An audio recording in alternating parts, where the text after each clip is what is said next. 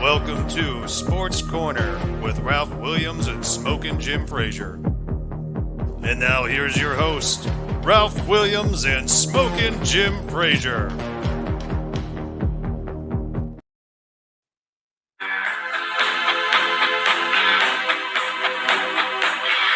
Oh yeah, it's time. Turn up the radio with some autograph for you here to get you started and get you pumped up and ready, because I'm ready. And so is Smokin' Jim Frazier. And our guest coming up shortly here is Noah HILES. He'll be coming on right after we're done with our introductions and everything. Smokin' Jim, welcome to the program. Hey, thanks, Ralph. I'm ready for this one, buddy. All right, we're all set today. Today we're having a very special Pirate closing show. What I mean by that is that we're talking about the end of the Pirate season, what the Pirates could have, should have, or would have done to have a better record this year. So that's exactly what we're going to be talking about as well. But also, we're going to be talking a little bit about the Steelers, Pitt football, and then at 4 o'clock, right after we're done doing all the introductions and everything that we normally do here, we're going to have Noah HILES come on from the Pittsburgh Post-Gazette, who covers the Pirates. And then right afterwards at 4:30, we're going to have the legend John PERROTTO come on at 4:30 to come on and talk some more about the Pirates. In between that, we're going to talk about big news in the NFL today. We'll talk about that as we go along and a whole lot more right here on Sports Corner Show. And don't forget, Saturdays, 2 to 3 p.m. on 92.5 FM and 1250 on the AM dial. It is the Sports Corner Radio Show with me, Ralph Williams, Smokin' Jim Frazier, Claudia Rosano, and Luther Dupree. Also, I want to talk to you today about my new show coming up. Starts November 9th, 8 a.m. to 9 a.m. on a Saturday. November 9th, it starts the Ralph Williams Show. And I am going to break some barriers and talk radio with this show as well. All right. Let's get started here with my rant right now. And my rant is quite simple. You know, the Steelers this past week played the Dallas Cowboys on Sunday. They could have put up a better game. You know, I was very disappointed in some of the things that they did that were some screw-ups and continued mistakes. And then Mike Tomlin comes on today and he goes, well, we could do better management and communication. You know what, mediocre Mike? You've been the coach for 18 years. How in the world do you justify management and communication skills are not up to speed? What are you doing? What is going on here? Is this team that far out of proportion that they can't even manage and communicate on the field when the time is around? Then he blames the crowd. He said the crowd was so loud we couldn't communicate and manage our game. Come on, the crowd's the one that makes the game. And that is my rant for today. Smokin' Jim's wisdom. Hey, great job, Ralph. I tell you you. what, Pittsburgh Steelers is in a little trouble injury-wise.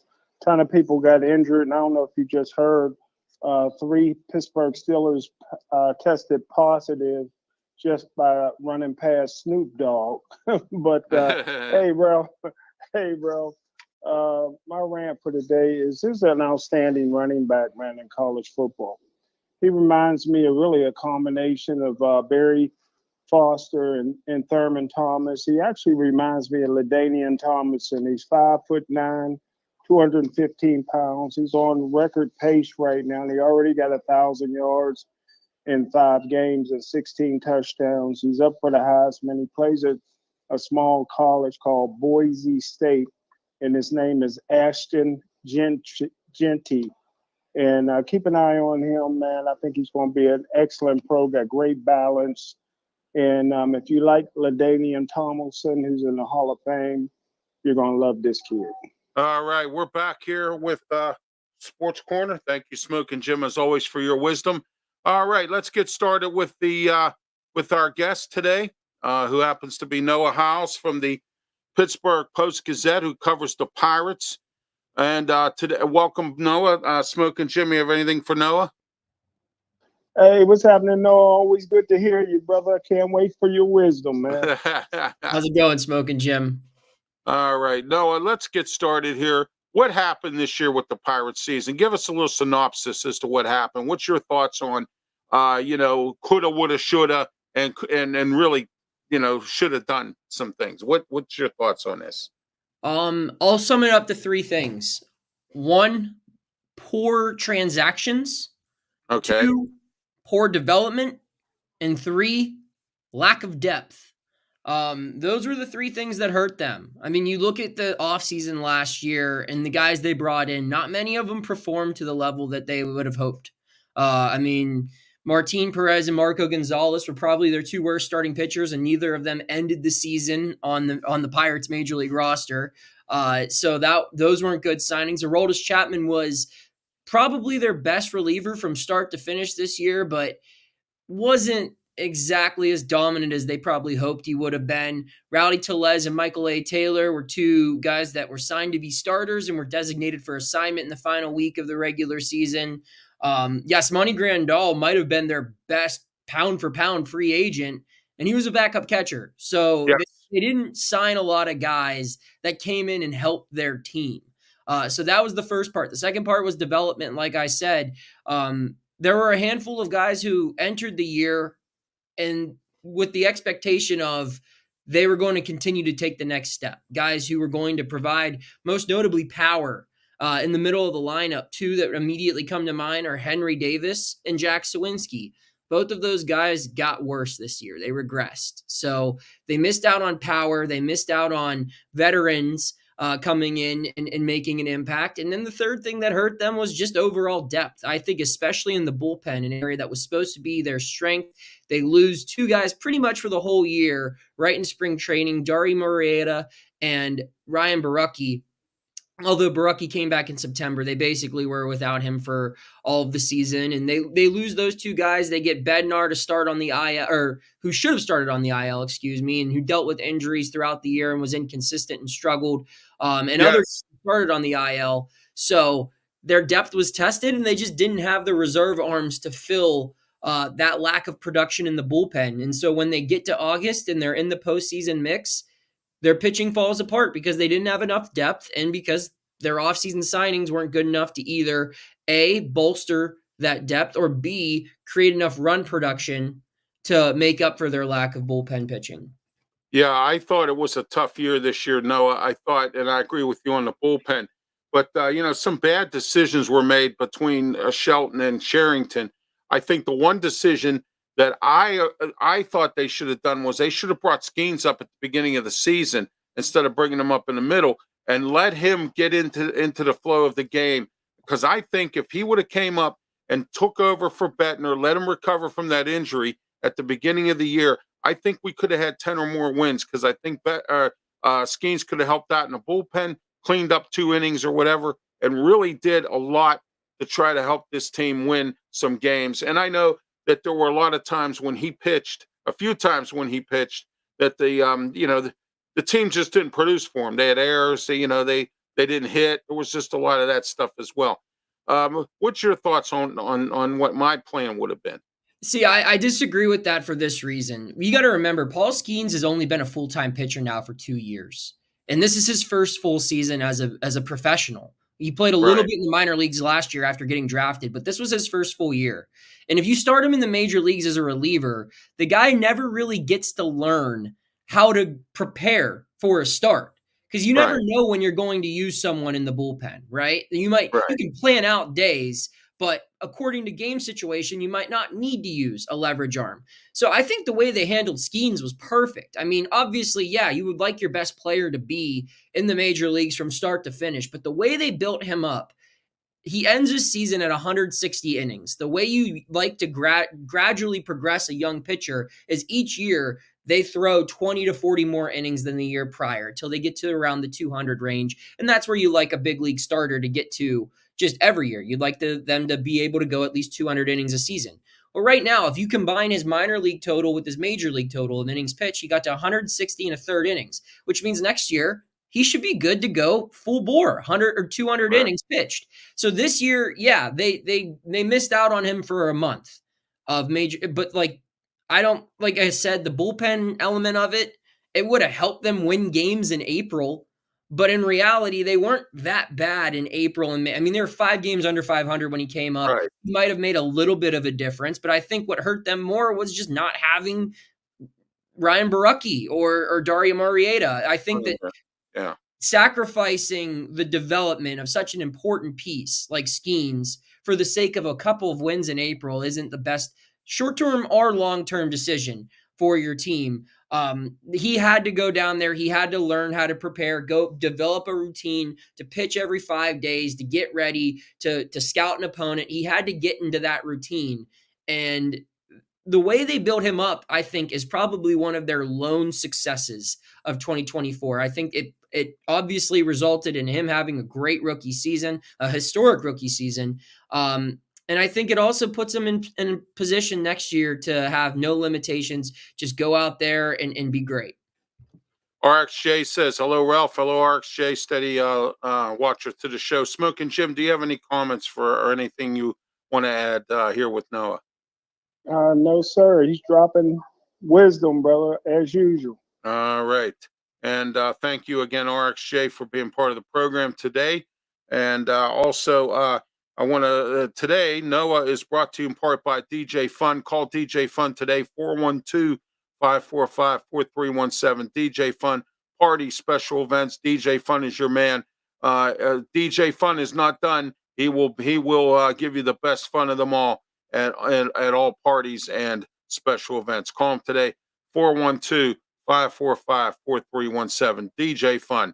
All right. Also, don't forget about our studio sponsor, Mata Heating and Air Conditioning. You ought to call Mata, 724-2010-500. All right. We have, we're going to wrap it up shortly here in about 3 or 4 minutes here with Noah. And Noah's here. We're having a Pirate closing show today where we're going to have Noah Hiles here, and later on at 4:30, John Perrotto, to give his thoughts on this Pirate season. Let me ask you this, Noah. What could the Pirates have done better to fix this or to make this season a better season? What more could they have done? They could have signed better players in the offseason to start. Right. You know, you look at some areas that Carlos Santana as opposed to Rowdy Tellez would have made a big difference. I would have re-signed him in 2 seconds. Right. I would have got him in here. Yeah, but they didn't for some reason. Michael A. Taylor, I think, could have been a better player if you signed him before spring training. You brought in a guy who is an inconsistent hitter and gave him no time to prepare for the season. He fell into a funk and couldn't recover. So those are 2 things right there. I think that they should have added more depth to their bullpen. Obviously, the focus was on their starting rotation in the offseason. Everyone kind of doubted that, and it ended up being pretty good. But they probably should have – it really comes down to they should have spent more money. If you really want to get down to brass tacks. Exactly. It's all about money again. Yeah, they should have spent more money, and they should have been more aggressive. Just in every area. They should have been more aggressive at the trade deadline. Right. They should have been more aggressive in the offseason. They should have been more aggressive when it came to maybe, pulling guys from starting positions or promoting guys in the minor leagues. They should have been more aggressive. It felt like, their actions didn't necessarily match their rhetoric this year, where they said they were really trying to compete for the playoffs. I don't know if they were. I think that next year was really their year to really where this upcoming year is where they're, I think, maybe going to be more aggressive, or at least they should be, because they weren't nearly as aggressive as they needed to be this year. Right. Okay. Yeah, I was just texting somebody who was looking for me here to let them know what I was up to here, because I do get bothered occasionally here like that. So, but anyway, one other thing, Noah, I wanted to ask you, what is the word on Perez, or Cruz? I'm sorry, O'Neill Cruz. Is he going to stay in center field next year, or are they going to put him back at shortstop? What was I know it was a lot of errors in his height, and some other things were involved there. What was the thought process in moving him to center field? Yeah, I think center field is a spot to stay. And if he does move from center field, it'll be to a corner outfield spot, and that'll be later on. The reason for moving him is just, you don't see a lot of 6'8" shortstops, for the simple reason of those long legs. It's tough. It's a tough position to play where, you have to stop, plant, and move in quick confined areas, whereas in Right. the outfield, he can use that stride length to get the balls that some other guys can't get to. He also has one of the best arms in baseball, as we're all aware of, and you can use that as a weapon to, throw out a runner trying to take an extra base on you. So I think it's a long-term move that we've seen a ton of times in baseball. I mean, look at the Padres right now. Jackson Merrill was a shortstop, converted to center field during spring training, and he's pushing for the Rookie of the Year award against Skeens.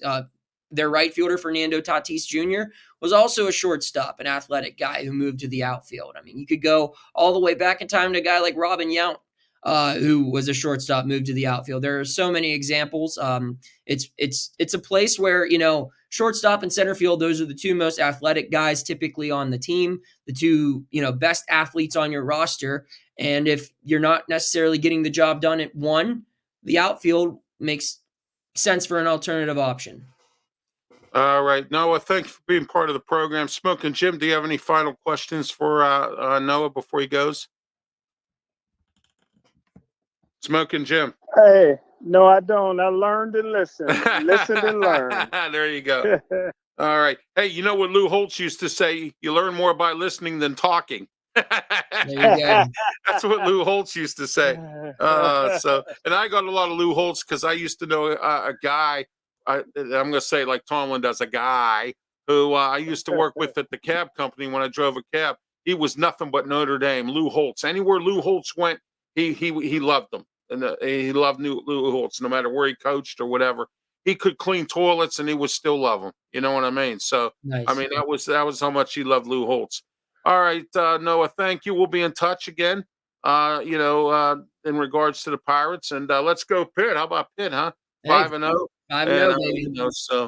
Yep. But it's great to hear you on here as always. We're going to try to get you on the radio show for when the Pirates season starts up, and I hope you enjoyed the first one this Saturday that we just had from 2 to 3 p.m. on the Answer 1250 AM 92.5 FM, and we've added Luther Dupree Jr.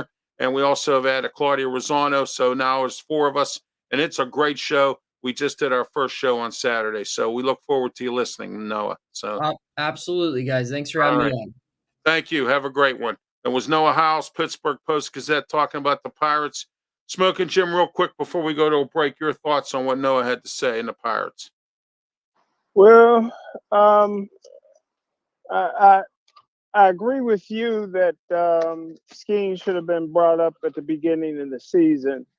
And I agree with Noah that the Pirates could have made a better acquisitions. Like he said, maybe they were really focused in on next year to do that, but time will tell. Oh, yeah. Yeah, absolutely. Yeah. Okay, because of the Pirates special today, we are not having the fake Mike Tomlin press conference, but we will today be talking a little bit about the Steelers after this next break, and also the Pitt Panther football team before 4:30 comes around. And John Perrotto from Baseball Now, he's a legendary reporter here in the Pittsburgh area, does shows with Claudia Rosano on their website and some other things that he does. He does quite a lot of things. Next week, Keith Angle from TGI Sports Network will be here with us for the entire hour. Smokin' Jim, college football, NFL. We're going to have a great time next week with Keith Angle. So it's going to be me, you, and Keith, and we're going to have a blast, Smokin' Jim. So Keith Angle will be here with us from one of our national sponsors, TGI Sports Network, and will be simulcasted on TGI Sports Network. All right, when we come back right after these words, more of the Sports Corner Show.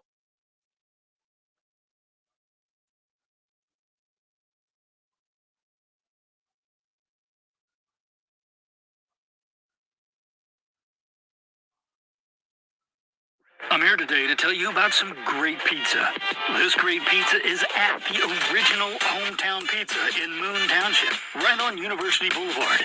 Call them at 412-264-4444. Again, that number is 412-264-4444. Eat in, take out, and delivery. Look forward to you calling them. Tell them Ralph Williams sent you, and you get a discount on your order. The original Hometown Pizza.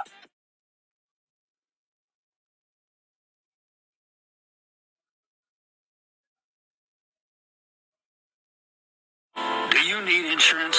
Well, I have an agent for you who has great customer service and will meet your insurance needs. Robin Campbell, Farmers Insurance and Bristol West Insurance. He will help you with auto, life, renters, fire, and more. Call Robin today at 412-366-3399. Tell Robin Ralph Williams sent you. Robin Campbell Insurance. All right, we're back here. Sports Corner Show. Ralph Williams, Smokin, Jim Frazier. And don't forget, coming up at 5 o'clock, Wrestle Talk with me, Ralph Williams, Smokin, Jim Frazier. We are 1 hour now on Wrestle Talk, and today we have a couple great guests coming on as well. We have at the top of the hour, right after the introductions, we have David Lawless, who is a independent, local independent wrestler here. And then right after that at 5:30, we have Bubba Brewer from the Allied Powers Wrestling Federation to talk about his wrestling event coming up on October the 26th. And I will not be able to make it because my wife is in the choir, and we're having a special concert event for our music minister who has been ministering at our church for 20 years, and we're having a very special event for that. Smokin' Jim, you know Ray Porter, right? Yeah, that's a good dude. He's a Yeah, good dude. yeah. Well, his wife is our music minister at our church, and she's been there for 20 years, and there's going to be a celebrational concert on October 26th at our church. So I just wanted to let you and everyone else know that. It's going to be at Eastminster Presbyterian Church. Starts at 6 o'clock out in East Liberty.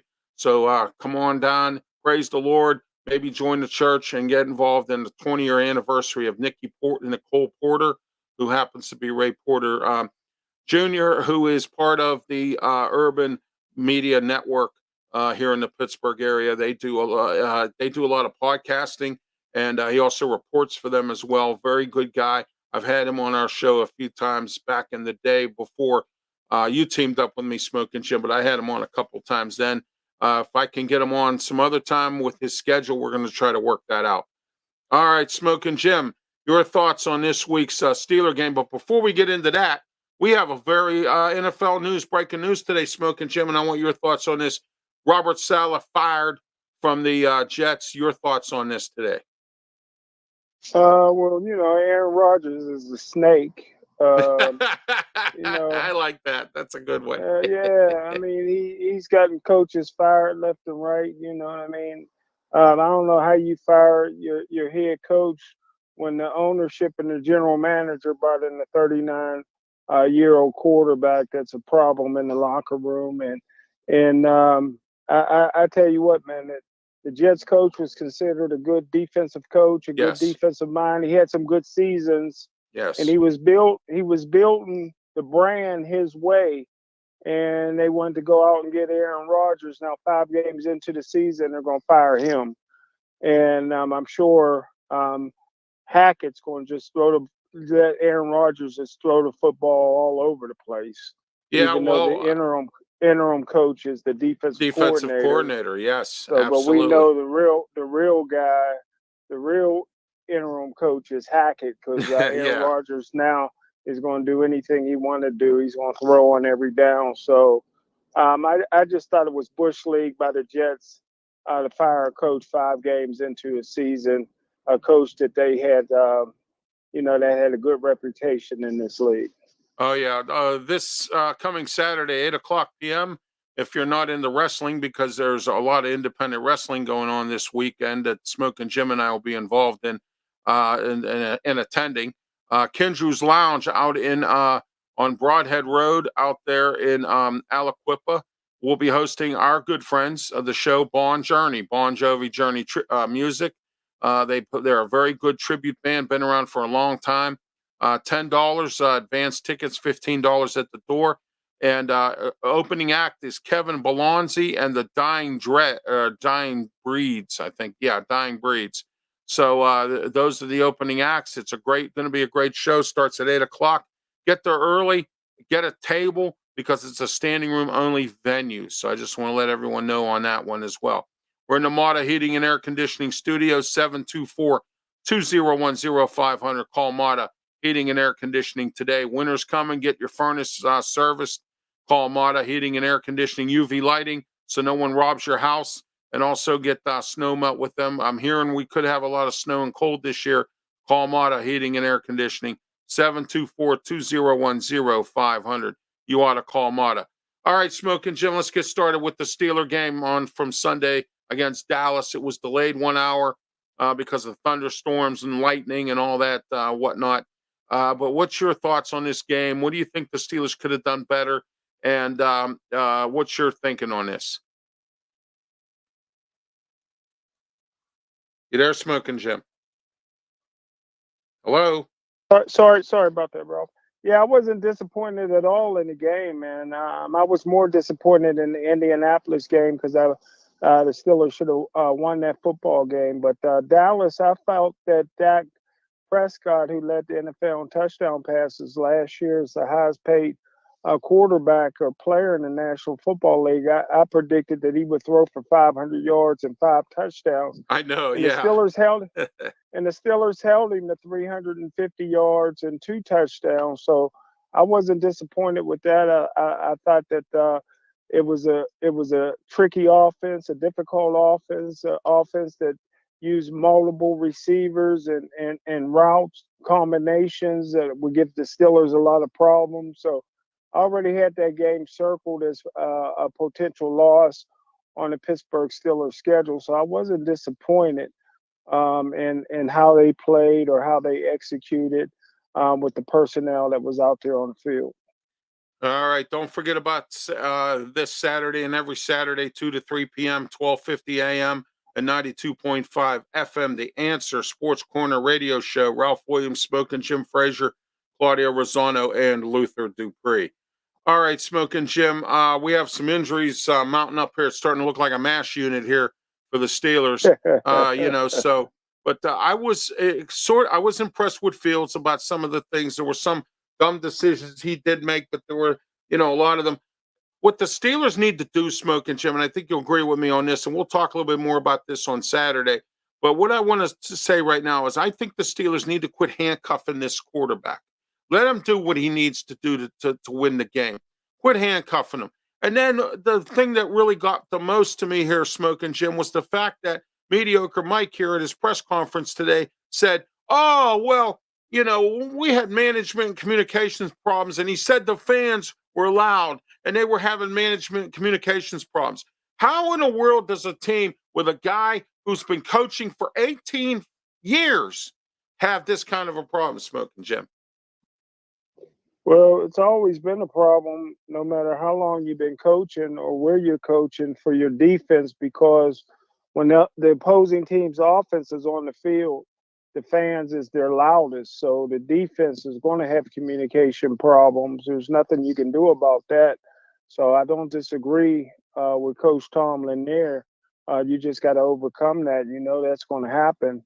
The fans get really loud when the opposing offense has the ball, and they're real quiet when you have the ball.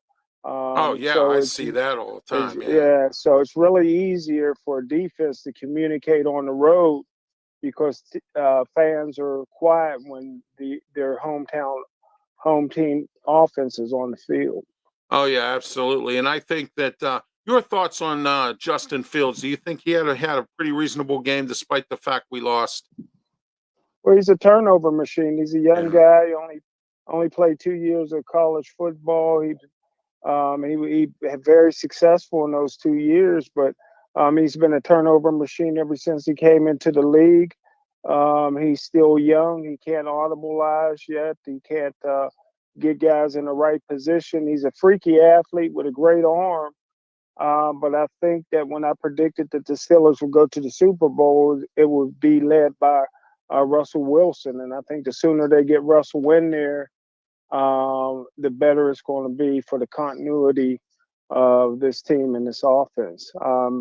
Fields just needs to sit and learn for a year, and it'll be his job next year. Yeah, I think that what's going to happen is I think, and a lot of people disagree with me on this, but I think Russell Wilson, as soon as he's better, ready to go, he's going to be ready. He's going to be the starting quarterback regardless. Because, when Tomlin puts in a starting quarterback, he's the starting quarterback regardless if he's hurt or not. when he comes back from the injury, except for Kenny Pickett, of course. But I mean, when he comes back from injury, he's the starting quarterback. Your thoughts on that, and then we'll get ready for John. I just want to say this, go off the record a little bit and say this, that I let people know that that George Pickens got pretty much benched, not because that what Coach Tomlin said that he didn't want to tire him out or whatever. No, he come out with eye black on that says, I'm effing open all the time. And you got to bench a guy like that. This is a guy that's been out of control. Even at Georgia, he's been out of control since he's been here. And you can't let a guy get away with anything when he got a history like George Pickens. And that's why on national TV, Coach Tomlin played the backups more than he played George Pickens to send a message to him that you can't be doing stuff like that. Absolutely. Okay. Our next guest, John PERROTTO, is brought to you in part by Alex's Flowers. Call Alex today, 661-6071. Alex has 30 years of experience in the floral business. He handles weddings, funerals, and even something for your sweetheart or something for a corporate event or any kind of flower arrangement you need. Call Alex today, 412-661-6071. Alex's Flowers, our sponsor for today's guest, who happens to be a legend in reporting for the Pirates, and John PERROTTO. Welcome, John, to the program. Hi, Ralph. How are you? It's great. I guess your definition of legend isn't very high if you think I'm a legend. Yeah, exactly. Smokin Jim, say hello to John. Hey, what's up, my man, John? Honored to have you, sir. All right. Smokin Jim, good to be here. All right, John, I always catch you and Mike Azadian on the Coach's Corner. I catch that show a lot with you guys, believe it or not, even though I had some issues with the station it's on. I still watch you guys when I can on Wednesdays. Well, so I just want to let you know that. So, all right. Anyway, John, we're having a Pirates special show today. Earlier we had Noah Hiles on, and now I want your thoughts on woulda, coulda, shoulda. What with the Pirates for this season? Well, if they could have not had a 10-game losing streak in August, they might have been in contention in September. Right. You know, that to me, that's the overriding story of the season is, you know, they were in contention in late July. They made a couple of trades. They got Brian De La Cruz, the right fielder from the Marlins, traded for Isaiah Kiner-Falefa, an infielder from the Blue Jays. Kiner-Falefa helped them. De La Cruz didn't help him, and I don't even know if he'd be in the starting lineup come opening day next year. But to me, that was the coulda, woulda, shoulda. What if they wouldn't have went in the tank and lost 10 in a row? Would they have stayed in contention? Would they have made the playoffs? I'm not so sure they were good enough to make the playoffs, but I think they were good enough to at least contend in the September. And I mean, the good part is Paul Skeens. Obviously, he was everything he was cracked up to be and even more. And, I mean, there was quite a bit of hype when he came to the big leagues. So, to me, that's the most positive development of the year, that the Pirates now have a true number one top-of-the-rotation starter, and he's not making a lot of money. So, it's not like you're paying him $20 million and don't have any money to go get some other players, which they need to do. And the bad part was the offense, which never really got on track all season. And consequently, Andy Haynes was fired as the hitting coach a couple days after the season. Yeah, I forgot to ask Noah that, but I'm going to ask you that question. What led into that? I know bad hitting. I was warned about Andy Haynes. I have some friends that cover the Milwaukee Brewers and up there. They told me that he was, when he got fired by Craig Counsell, that he was not really that great of a hitting instructor, but I heard he had some issues with the star player up there and a few other things. What was your thoughts on this firing of Andy Haynes and the bullpen coach? Well, you know, the bullpen coach, Justin Message, I'll start with him first. To me, Message was a scapegoat for the fact that they had a bad bullpen this year. It didn't work out. And if you remember going back into the season way back in the end of March, it looked like the bullpen would be, if you had to say what is the number one strength of this team, it would have been the bullpen with Bednar, Holderman, and Chapman in the late innings. It didn't work out that way. Very rarely did all three of them pitch well at the same time. And when they did, they won. And, But if it's the bullpen's coach's fault, then shouldn't it be the pitching coach's fault too? Yes, And, absolutely. Yes, and I I'd like was, to know about Oscar Marin. I'd like to know why he still has a job. yeah, I would too. And I mean, I just think just a message got scapegoated. I think it was just kind of a cosmetic change, but I think Andy Haynes had to go. And I mean, there were players. I mean, Brian Hayes for one, they just clashed. Their hitting philosophies were totally different. And when I kept hearing over and over, and especially in the second half of the season, from people in the organization, even some of the players who didn't want to go on the record and cause any friction with the hitting coach publicly, is they felt that they were too robotic at the plate, that they were so concentrating on all the data that had been fed to them and all the mechanical things that they weren't going up there and just saying, you know what, okay, all that stuff, let's put it aside now. Let's just find a good pitch and hit it. And if you look, Ralph, it was very frustrating. They seemed, I don't have the statistics on this, right, for the whole league, but it seemed like they took more good pitches than any team I can remember. And I understand you're preaching plate discipline and working the counts and trying to drive the pitch count up, but part of that, you can't take pitches to the point of where you're letting good pitches go by that you could hit. And that's what happened. And I know it frustrated some of the hitters. It frustrated some of the people in the organization. And the time it just kind of come to a head, and the change needed to be made. And the proof was in the pudding. Every year he was the hitting coach, they were in the bottom third of the major leagues in runs scored. And when it all comes down to it, offensively, that's the bottom line. You got to score runs, and they didn't score runs when he was the hitting coach. Yeah, absolutely. Smokin' Jim, you have any questions for John? No, sir. All right. John, what's going on with Brian Hayes? I know he's got that back problem. Are the Pirates what are they looking to do overall for a long-term thing with him?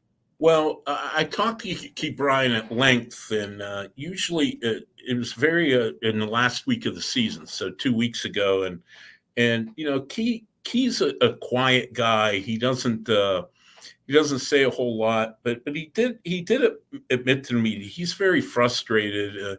Frustrated for one that he's not been able to be on the field much this year, or was, now that the season's over. And two, he thinks that, and I think he's probably right, that there is perception that he's unwilling to play through pain, and that is not the case. He said, I love baseball more than anything in the world. The last thing I want to do is sit on the bench and watch other people play. Now, he went to see Dr. Robert Watkins in L.A., who's considered a premier back specialist in the country. He doesn't think Hayes needs surgery. He's giving him a different exercise program than what Hayes had been using to try to strengthen the back. And, we'll see where it goes. He went to the cream of the cream when it came to back surgeons. So, I mean, if this back surgeon feels that he can get healthier without surgery, then I think you've got to certainly take him at his word that's the next step worth trying. But I know Key, he's a very low key type of guy, no pun intended, and he's very quiet. So I mean, he doesn't show his emotions very much, but he's very, very frustrated with the way this season went for him, and I feel for him because he's a really good kid, Ralph, and I like him.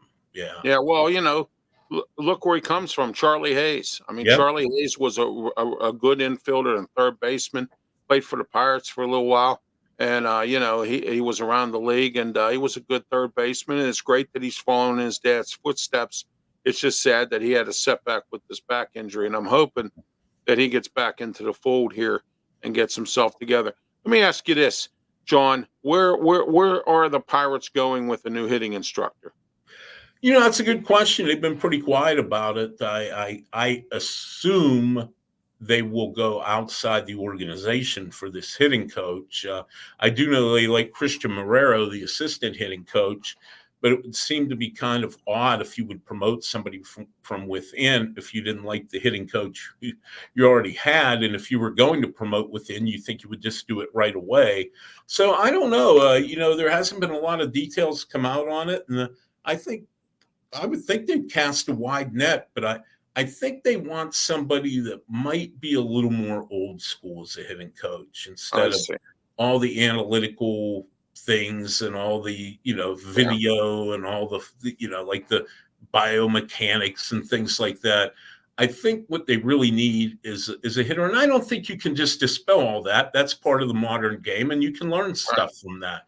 But I think they need somebody to say, ultimately, when you get in that box, see the ball, hit the ball. As simple as that.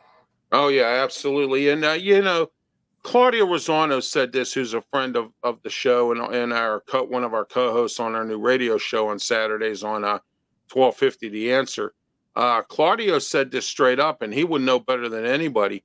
There's too much analytics involved in this game now, and it's not, guys are not hitting right and things like that. It's not just with the Pirates; it's all across the league. And he even said that there's too much analytics involved here. Is that correct? And is he right on that? I would say so. I'm not anti-analytics. I think, to me, analytics are better served to evaluate players when you're looking to make trades or sign free agents. I do think some of the advanced numbers do tell you some things about players that maybe the traditional statistics on the back of a baseball card, don't. But I just think it's gotten too far into the teaching of the game, the strategy of the game. And I still think when it's all said and done, you have to go out and hit the ball. You have to go out and get people out. And I think sometimes there's information overload.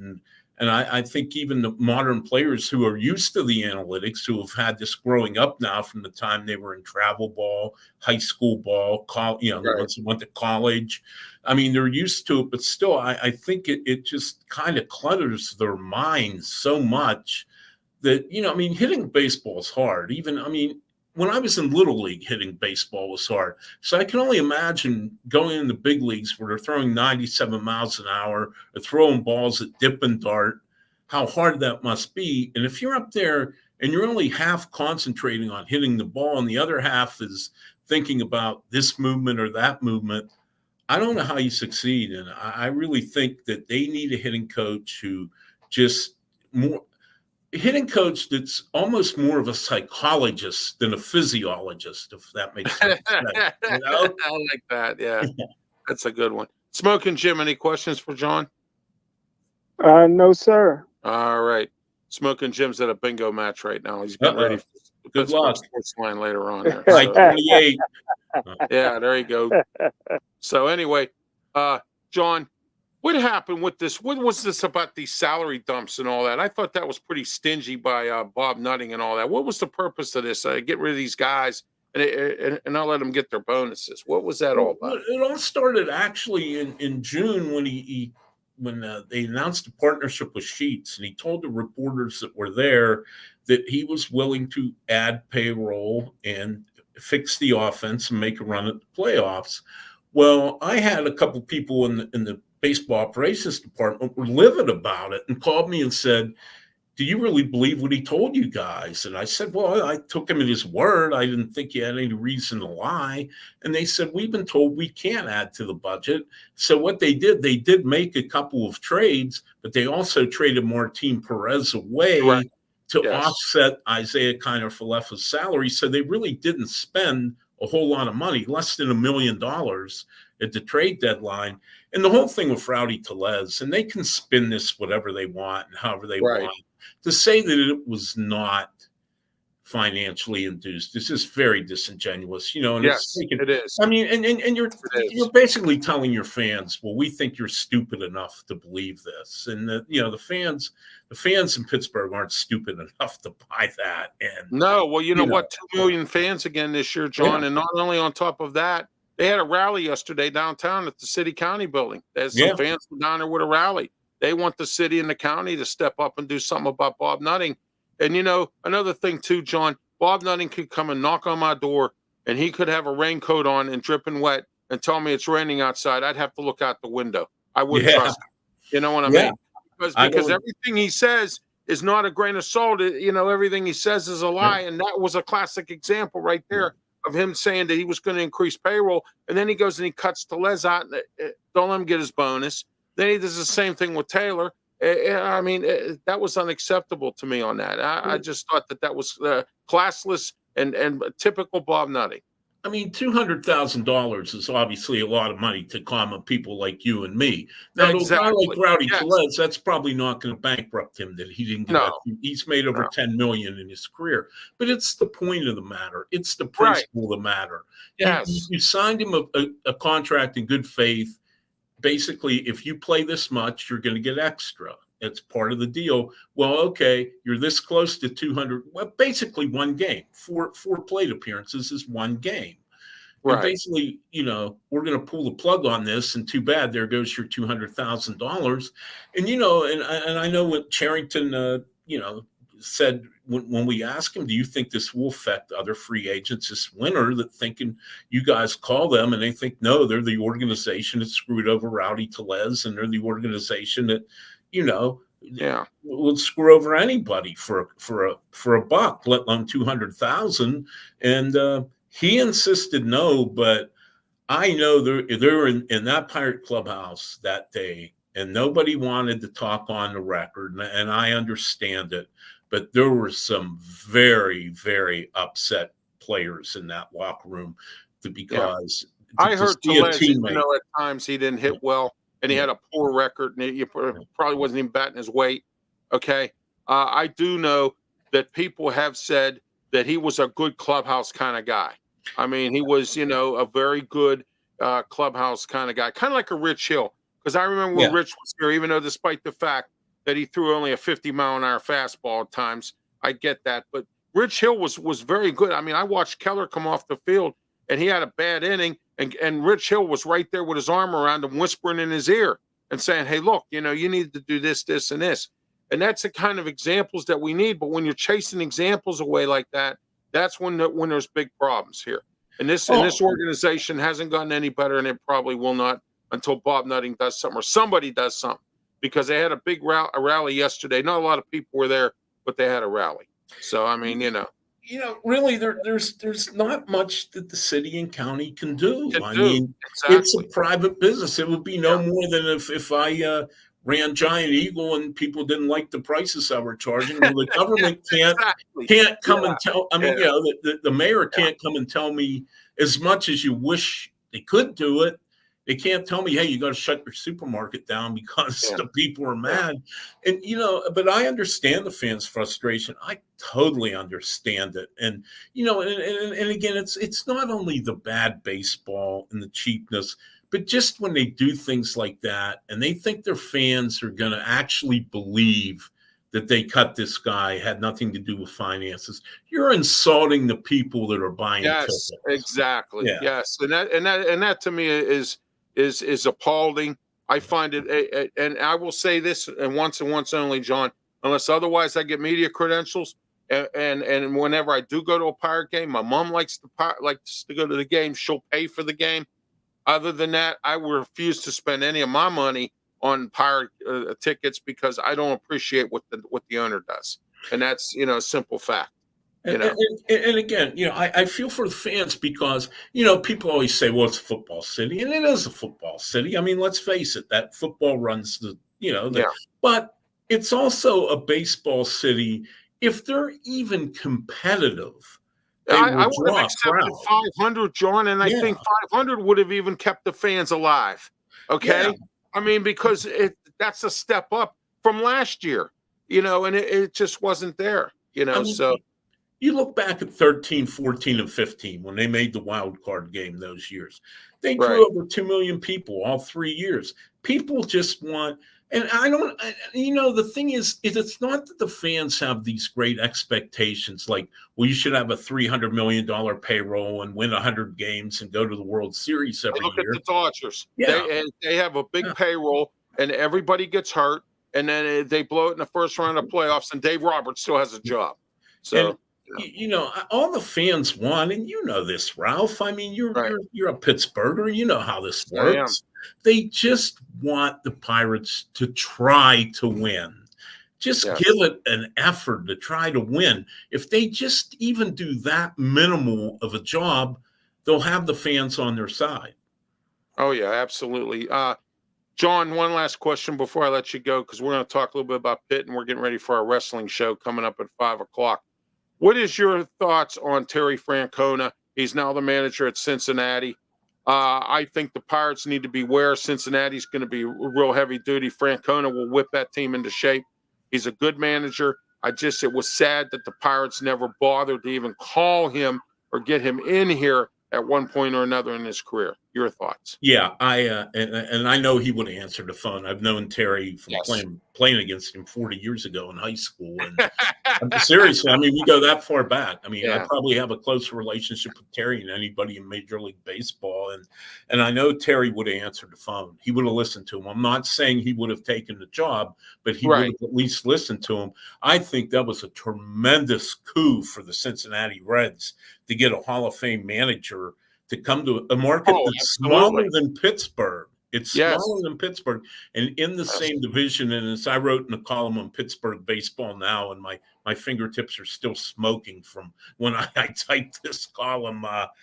They just missed a golden opportunity by not at least trying to talk to him, because I mean, he's a local guy. He grew up in Beaver County in New Brighton. I know he doesn't live here anymore, but Ralph, I'll tell you one thing. Every time I run into Terry along the baseball trail, I hear he's a class guy. I don't know him personally. And always one of the very first things he would ask me without prompting, what's going on with the Buccos? You think they're going to win pretty soon? So, I mean, he's still a Pirate fan at heart. He would have listened if they called.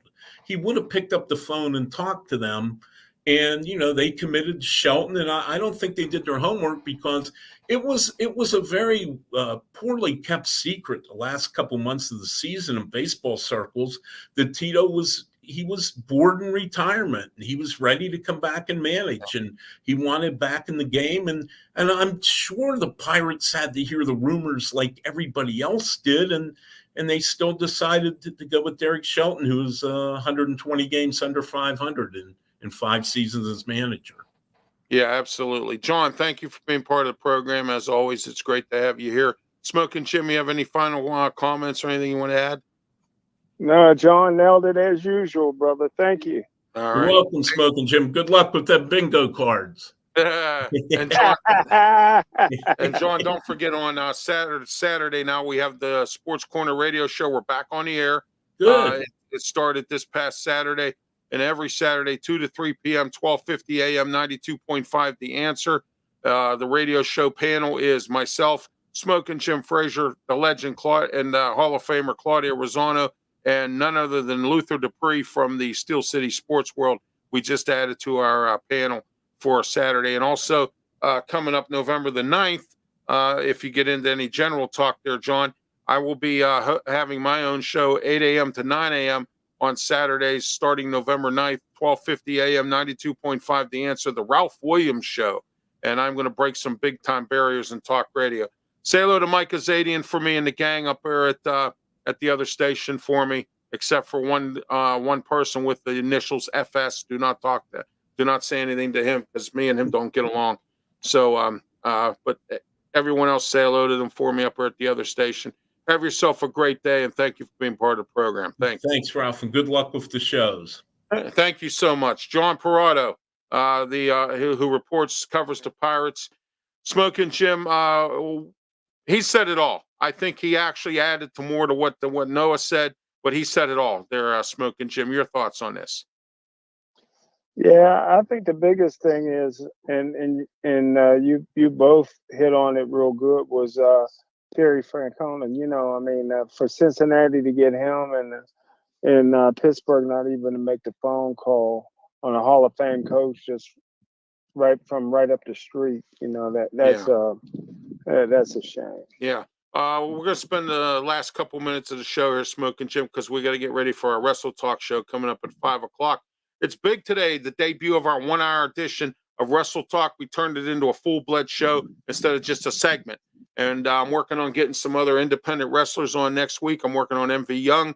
I'm working on a couple guys, Cowpoke Paul. I'm working on some guys in the local area here and getting them on the show from different wrestling companies. I'm also working on getting us to, we're going to be having a working relationship with them where you're going to be seeing banners up with us on there and things like that as well. So I just want to let everyone know that also. It's coming. This show, Wrestle Talk, Sports Corner, and Sports Corner Radio Show, everything with RW Media Productions is taking off. And Smokin' Jim, I want to thank you for that as well. So, but anyway, Smokin' Jim, let's talk about Pitt football a little bit here. Great game against North Carolina. I thought it was, they finally won there, but I was a little frustrated at the fact that North Carolina got blown out by James Madison, a little bit of a lower team than Pitt at this point. And I thought Pitt could have probably scored some more points in this game. But North Carolina's defense came to play. Your thoughts on this? Well, North Carolina is a better team than a lot of people were giving them credit for. They were 3-2 coming into the game. Yes. They lost their starting quarterback, and that aided to them not being able to to compete. There's still no excuse for losing to James Madison, but they had a significant injury to the quarterback. They bounced back and played very, very well against the University of Pittsburgh. Yeah. I talked to Pat Bostic today. Get out of here. That's play-by-play, and we kind of joked a little bit. Pat Bostic said that you can win football games when you score a lot of points. So there you go. Yeah, he's the one that beat Notre Dame. Or no, he was the quarterback West for Virginia. The West Virginia game, the 13-9 that everybody teases West Virginia about. Yeah, and I believe that the freshman quarterback for Pitt is already in the top 5 of the Heisman voting for this year already. So that's great. I think he got about 18 touchdowns, and I think he leads the country in that category too. So it's exciting, man. They can score points now. Narduzzi finally got it right and brought in the offensive coordinator here that can score points. Yeah, somebody that's not his friend. Because Cade Bell was not. No, because when they had Watson here, Watson was his buddy. Oh, we played together in some college, or we coached together. And then Signetti, and then Matt Canada. Everybody's his friend. I mean, it was just that. So with that. So anyway, any final thoughts before we wrap up here and get ready for the wrestling show? I know. I tell you what, man. I love that little running back Pitt has. Oh, Desmond Reed. Yes, Desmond absolutely. Reed. Oh my gosh. And now that the athletic director is gone, hey, the leading rusher Hammond from last year is off suspension all of a sudden. So we can kind of figure out who led that suspension. It was supposed to be a year-long suspension. Yeah, so I want to know what I still no one's talking over there about what happened with that. I think that came straight from the athletic director. Wow, gee whiz. Yeah. Hey, maybe he didn't donate to her fund for or something or whatever. I don't know. Who knows? Hey, it could be anything. I mean, who knows? You know what? There's only 2 people that know what really happened, and that's God and Heather Lyke, and neither one of them are talking. So But anyway, all right, Smokin' Jim. Thank you for being part of the program. Stay tuned. Coming up in about 2 minutes, we're going to have our the debut of the Wrestle Talk, return of the Wrestle Talk show. We had it as a segment for a while on Sports Corner, but now we brought it back as a full 1-hour show. And coming up, and our guest will be David Lawless, who is a local independent wrestler at 4:30 or at 5:30. Excuse me, 5:30. We have Bubba Brewer coming on from the Allied Powers Wrestling Federation. For Smokin' Jim Frazier, I'm Ralph Williams. Have yourself a great day. Thank you.